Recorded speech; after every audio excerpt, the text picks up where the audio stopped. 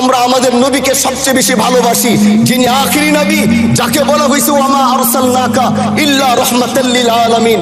আমরা বারবার দেখছি কিছুদিন পর পর কারা যেন কিভাবে এসে আল্লাহ নবীর শানে কটূক্তি করে, নবীকে নিয়ে অশ্লীল ভাষায় গালিগালাজ করে। এই দেশের মানুষ নামাজ না পড়লেও যদি কেউ নবীকে কটূক্তি করে তার কলিজা ছিঁড়ে যায়, সে রাজপথে নেমে যায়। আমি বলবো যারা নবীকে কটূক্তি করে, নবীর নামে গালিগালাজ করে, এদের মৃত্যুদণ্ড এই আইনটাও যেন বাংলাদেশের এই সংসদ থেকে পাশ করা হয়।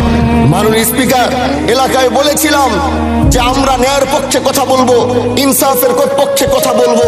তখন অনেকে হাত ধরে বলেছিল, হামজালা ভাই জাতীয় সংসদে যখন যাবেন একটু বললেন হাদি হত্যার বিচারটা যেন হয়।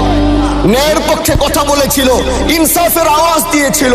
আমাদের মতোই যুবক মাননীয় স্পিকার, তিনি এই যে স্বপ্ন বলেছিল এক সুন্দর বাংলাদেশ করবার, রাস্তার ভিতরে সেই স্বপ্ন থামিয়ে দেওয়া হয়েছে। এই বিচার যদি না হয় তাহলে আমাদের মতো আন্দোলনের নিরাপত্তাও রাস্তায় কেউ দিতে পারবে না মাননীয় স্পিকার। এই জন্য আপনার মাধ্যমে আমি বলতে চাই, হাদি হত্যার বিচার যেন সুনিশ্চিত করা হয়।